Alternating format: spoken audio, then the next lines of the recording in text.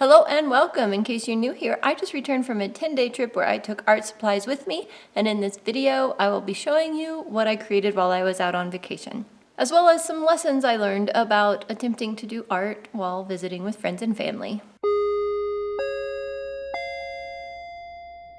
Just to recap the last video, I showed you what I brought with me, and this is the first day I am out camping, the first evening. So in that video, gave you a run through of all of my supplies, my setup in my little camp trailer, and the whole works. So if you missed that video, it's linked up in the corner for you. You can go watch that first if you feel like it, and then come back to this one to see what I actually created. So as I mentioned in that video, I am starting out my camping art adventure by using this book from Christy Rice. I will link that in the description box for you below if you're interested.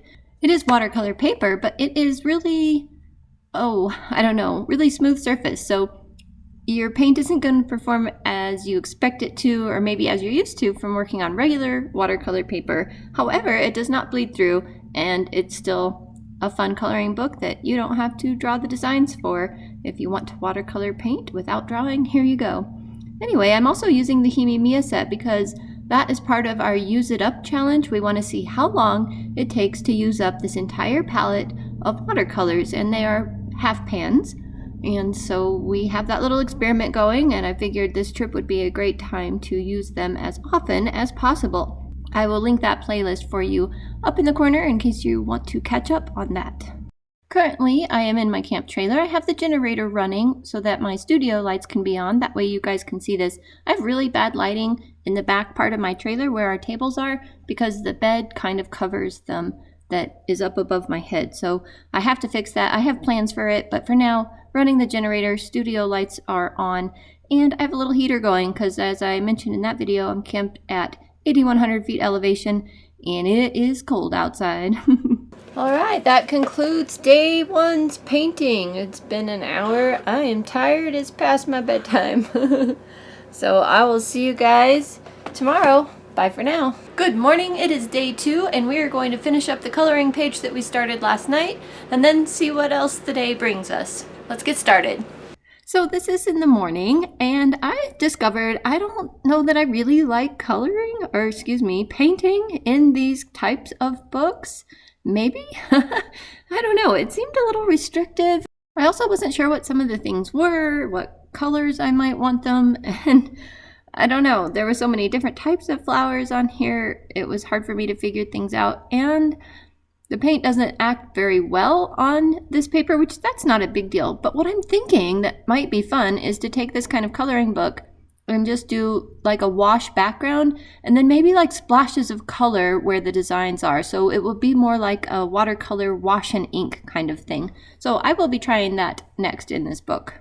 After finishing that painting, I desperately wanted to get out of the trailer, and so I did a walk around the lake. That was really nice, and came back to the trailer, then made lunch and fixed some shelving that I had in there that just kind of needed put back together, and got back to painting something different this time. I've had this picture of this flower that I think somebody doctored a little bit, so I think it's maybe a little bit more surrealistic than it's supposed to be. But anyway, I've been dying to paint it for years and years. Unfortunately, I don't have a digital copy of the picture, and I didn't get a picture of it. I think I tossed the picture when I was done because it was getting really ratty. Anyway, I wanted to try this flower forever, so here it is. And I thought, oh, this is great. This will be really fast. It is not fast. This took forever. So this is day 2 of the camping trip, and you'll see I don't even finish this flower this night. It's just too much. It was getting really late. I was getting tired, and I just stopped in the middle, but I pick it up later, so no worries there. Anyway, doing every little petal individually was interesting. And then I definitely want to practice kind of keeping lights in my paintings more. So I don't know if you know what I mean, but I just want those light colors to show through. So basically, when you have sun shining through something, that's something that is one of my goals, to practice really figuring out how to display that in watercolor. So I'll be working on that a lot. It should be fun though. So I'll leave you to some music. You can enjoy the rest of day 2 here, and I'll be back towards the end of that with the next day for you.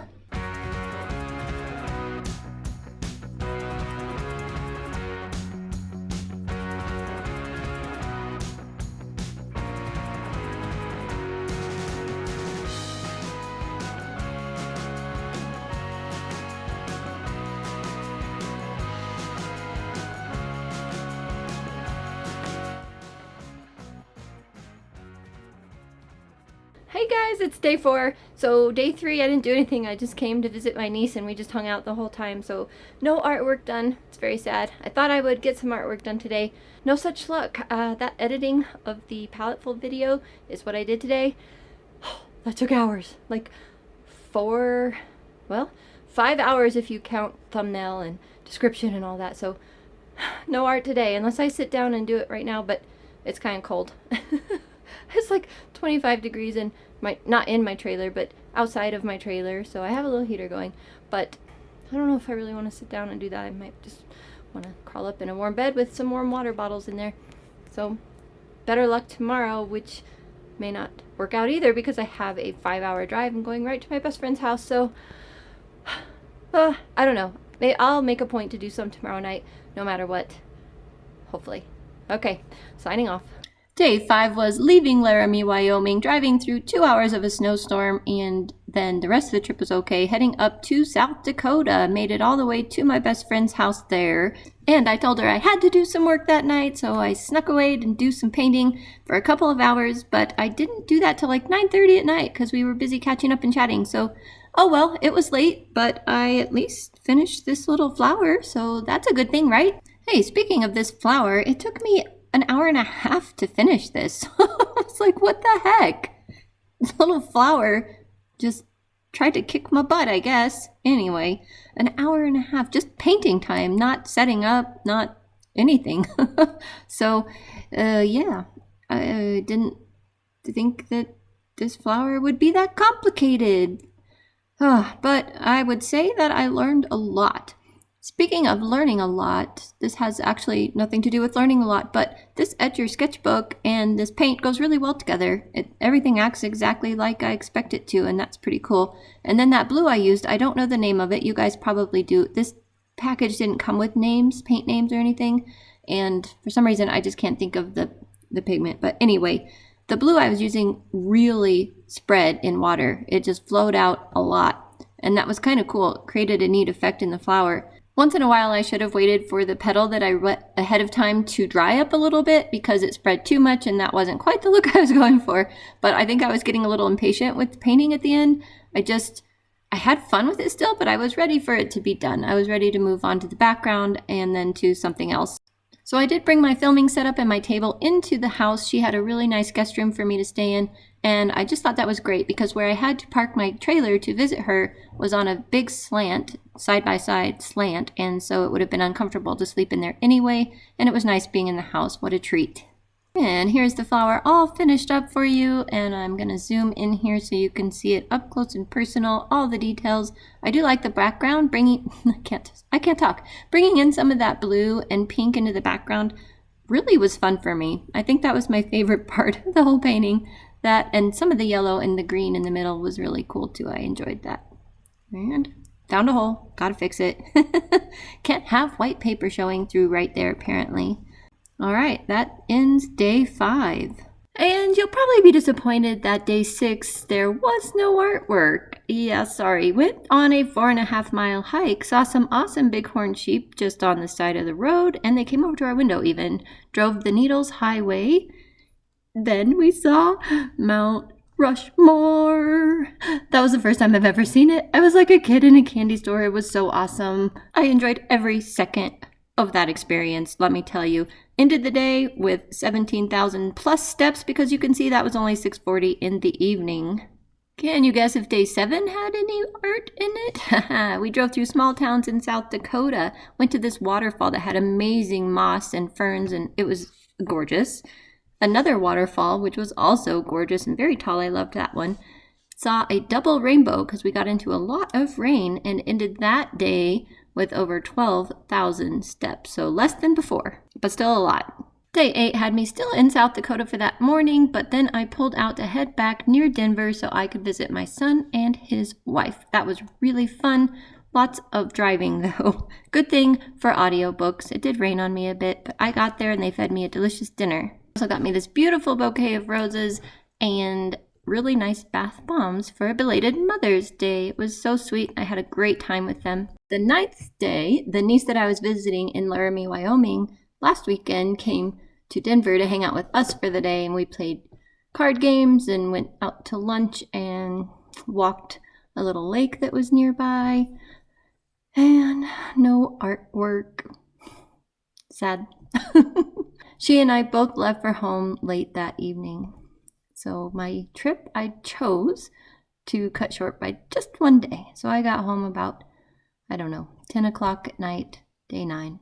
Well, that was my 10-day trip, which I shortened to 9 days technically. But I was really disappointed that I didn't have more alone time. So if I schedule another trip like that, I'm definitely going to make stops where I can just have me and my camp trailer in some secluded place, boondocking, I don't know. But that's the only time I'm really going to get time to paint camping like I had pictured. So that'll be interesting because when you're visiting friends and family, you stay up late, visiting, playing games, stuff like that. Yeah, it didn't work. So more trips with more alone time scheduled in. Need to make some midway stops and explore some cool places alone. I think that would be really awesome. Next time, maybe I'll take my dog, maybe my husband, who knows? I don't know. All right. Thanks so much for joining me. I hope this was fun. I had a great time, regardless of not getting enough painting in. It was a fun trip. Loved it. Was also glad to be home to my boys and my honey and my pets, especially. I guess that sums it up. See you guys in the next video. Bye for now.